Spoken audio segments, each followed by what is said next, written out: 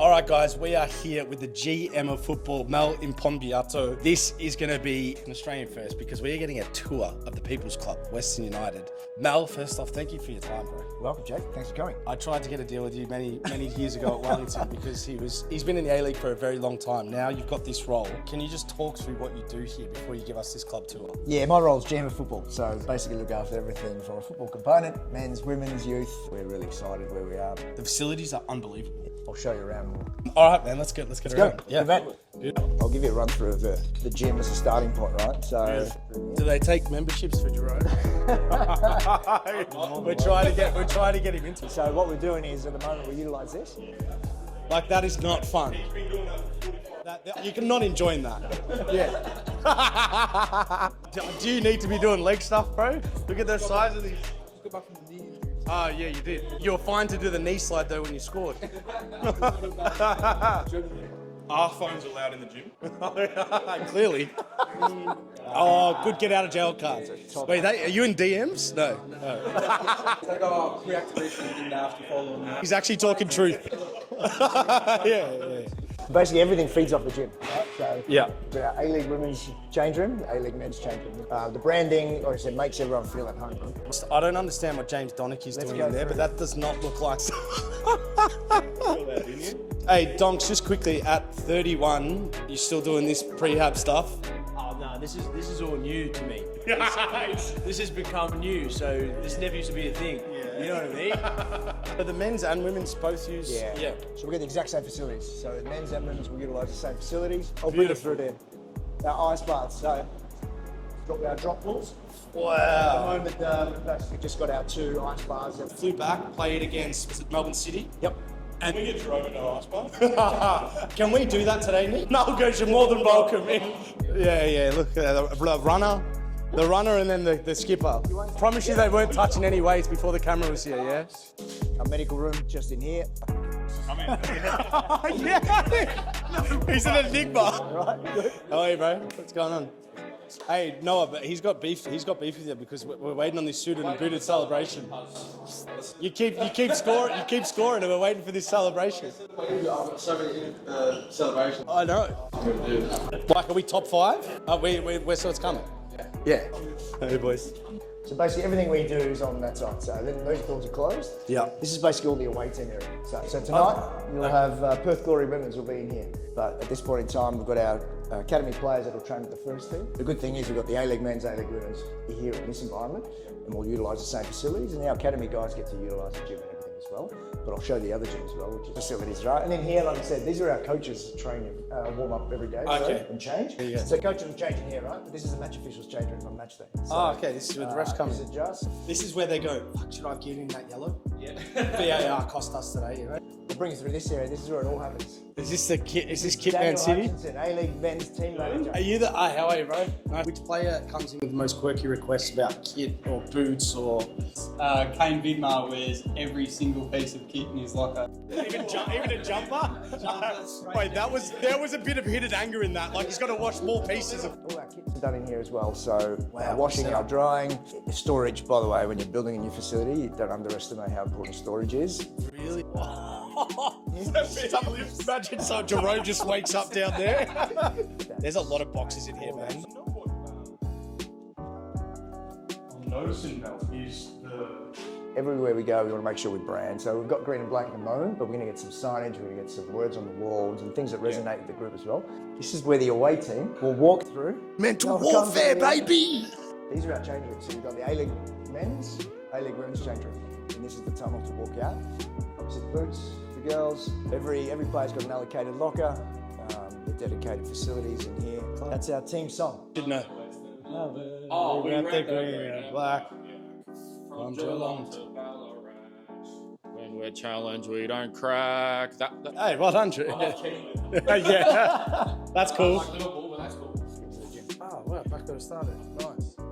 So everything always says, show you where we do our analysis and all those other things. Oh, yes, I want to see the data. So just here with new signing. Pretty far from the city. New signing for Western United, Dexter Rosales. Dexter, obviously a massive move for you coming to Western United. Just your first feelings being at the... Well, the good thing is there's a Macca's right around the corner. Are they a club sponsor? No, they're not. I'll get them on board. And just the GM of football, Mel, obviously was a big part in bringing you to the club. What were the conversations that got you over the line? Oh, nothing. He just saw my highlights and he said, I've seen enough. He actually asked me how much I wanted. The car park, they'll walk through, and this is their entry point, right? And then when it comes to our pitches, we've got obviously pitch 1, this is our main stadium. So these are all the matches are played. And then pitch 2 is just classified as our training pitch. So our A-League men's and A-League women's predominantly will train on here. So the relationship between our grounds person and our coaching staff is very, very close. Right. So these guys will talk literally 5 times a day about the length of the grass, where they want the pitch. So we tend to move the pitch as well so we can preserve it. The mega plan is to, over there, So that mound there, the stadium. absolutely. So if you look at that mound over there, that's basically where the stadium will be. Capacity, they're saying is 15,000 capacity, 10,000 seated. Back end to be used as an activation area. Oh, nice. A major, large screen, but people can come in and either engage, community activation. So when's like, what's perfect, best case scenario when this is stood up and you guys are playing games? I think the last discussion we had was the 26-27 season that we'd be able to commence playing that far away. So what we need to do over the course of the next 2 years is really engage ourselves in the community here. But we also do that in line with our academy and how we're building our academy, and also giving opportunities to players in the west of Melbourne. Yeah, we're standing in one position. We Yeah. can see the stadium, we can see brilliant. a training ground, the current ground, and where the team's training. The bollards are there. There's 1,800 car parks out there. So that's basically where Okay. patrons will come in. All this land in here is going to be all houses. There's a raven here. Operations manager, Phil Smith. This guy's partying up in here, man. Yeah. Phil. Are you doing just your own workout? Some games aren't played here, like the Category A games or whatever you want to call them. Is that just because of not having the resources to accommodate that many people? Yeah, so Melbourne City and Melbourne Victory games are the 2 games which we haven't been able to play here, and we're working with Football Australia and also I hate APL that, on by the way. Yeah, it's a challenge for us, right? Because we feel we'll do whatever necessary to make sure we can play these games here. United. Yeah, we're pretty lucky when you look at the calibre of players that have come into roles at our club in our football department. I think we've got the best football structure in the A-League. Right? Andrew Durante, Massimo Madoka, Diogo Ferreira, John Aloisi, obviously, Michael Theoklitos. The most important thing we try and do is make sure we get good people. Yeah. First and foremost, regardless of what you've done in the game. He's the most important man in our football club just sitting there. Jason Saras is our chairman. Chairman of Western United. Oh, hey guys, how are you? You're looking immaculate, man. Oh, I appreciate it, man. Well, I've been watching you guys. Just can't stop winning. Yeah. Yeah. It's boring when we win early. Jason, give him a rundown on the whole project. But the vision is to build a city. All the distance between here and the housing is our residential land, and then all the land around us will be housing. And it's what, I've got a Greek background, but it's what we grew up with. As we were immigrants. My parents and grandparents were immigrants back in the 50s, 60s, 70s. It was European migration, and ultimately, our parents were working, and it was basically sport that kept us active and out of trouble. And ultimately, this area, the west, is just house and land, house and land, house and land. And there's not much to do. There's no infrastructure, let alone football, which needs it. So this where we play now is the second rectangular stadium in the whole state, outside of Amy Park, right? And we were one of 7 tenants there year before last. We've actually. One sec, we're doing a quick. My man. We're actually called suited and booted as well. You are dressed. This is an unbelievable suit. But the whole idea was to have, I think, a mini AIS, VIS in this precinct here that's finished. So when you nice. drive down, education, from sports state school from 7 to 12. So when we track kids, not just talent in the West, but kids in all different sports. Because it's not just football. We want to have a lot of different sports, but you've got an education that's running with their sport, whatever that sport is that they are in, and then you've got that higher education in case sport doesn't work. You have something to fall back on. So ultimately, have it as a central place that kids in the West can aspire to play for our team. Make football tribal through geography. I don't remember it being in football since Melbourne Victory played Adelaide, where Archie scored 5 or 6, whatever it was, and won that grand final, where it felt like South Australia versus Victoria. And the thing is, this is perfect for us because we'll grow into it. Like our games probably average 3,500, 4,000. It's 4,500, 5,000 capacity. It's perfect, and it's got a better atmosphere than games we played at Amy. I agree. Was 6,000 in a 35,000. You can hear yourself kick the ball. Yeah, but it's just a good atmosphere. It's a community atmosphere, and also it can grow with us. There's gonna be 500,000 people living in Wyndham by 2041. Just Wyndham. It's more than a football club, really. It's a whole. It's a city.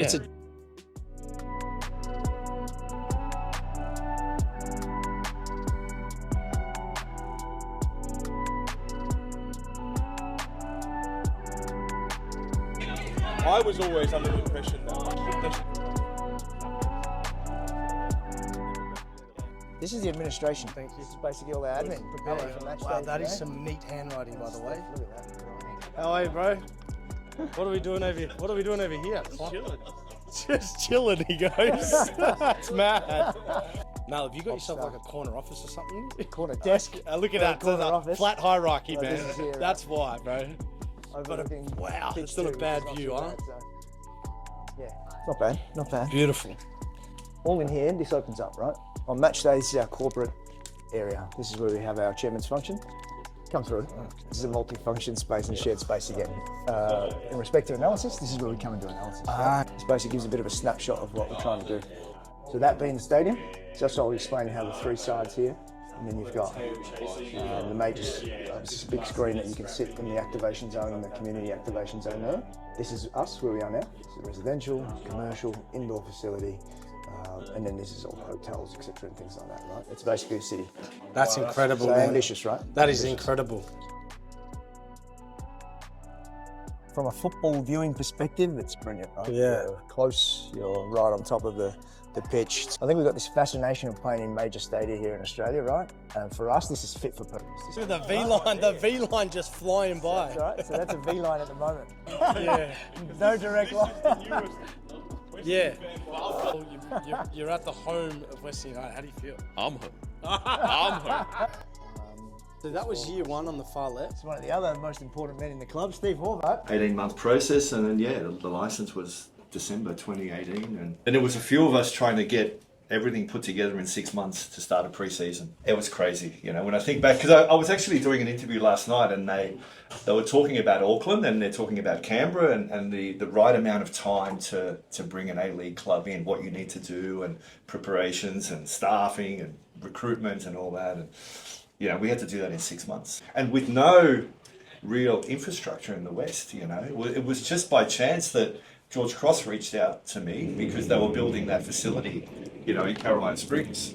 So that's where we were based for the first couple of years. What would you say was like three of the most key things that won you guys that? To get the license? Yeah, to get the license. Look, obviously it's this, right? Infrastructure for our sport, because everybody's paying rent and the clubs can't afford to survive in the current climate, So we will be the only sporting club in this at an elite level that owns their own facilities, right? So how do you make a club viable in Australia? Because you can't talk about Europe where you've got TV deals, 30, 40,000 people coming to a game each week.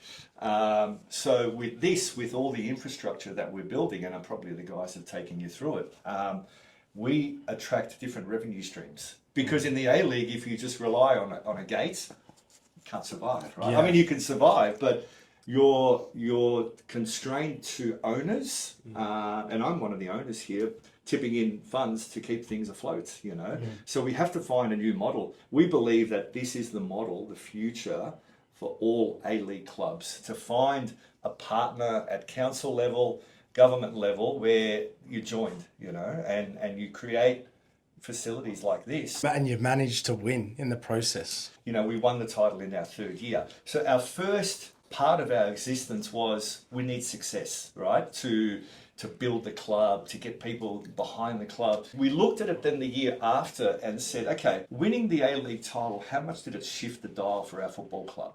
Did we have more visibility?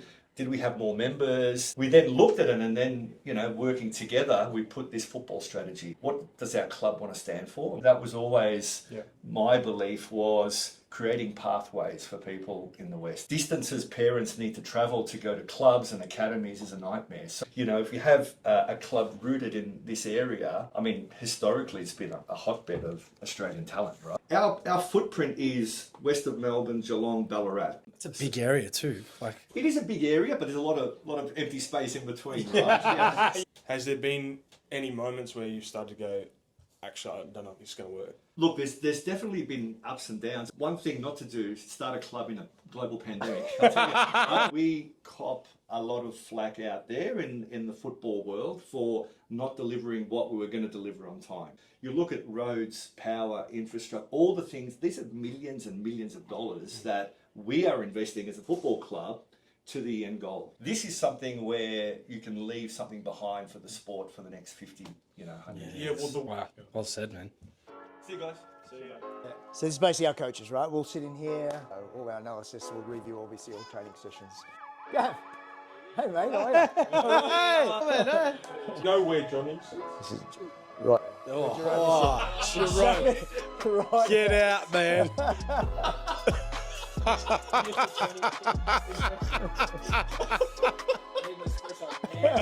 bring you to the kitchen as well. And working in the background. Michelin star type performance here. Look at this. This is unbelievable. Showing him our facilities. This was from with coriander and lime mayo. Oh, no way. You got this in the locker? He's got this in the locker too. Oh, I'm making my coffee. All right, you tell them and I'll bring the coffees down to you. Apparently you guys need to go. We're literally getting pork belly cut up for us. Well, but these guys are... I'm drooling. Look at it. Hey, this is my new meal plan. Wow, thank you, boss. Wow. Innovation. I'm just gonna. Okay, get in.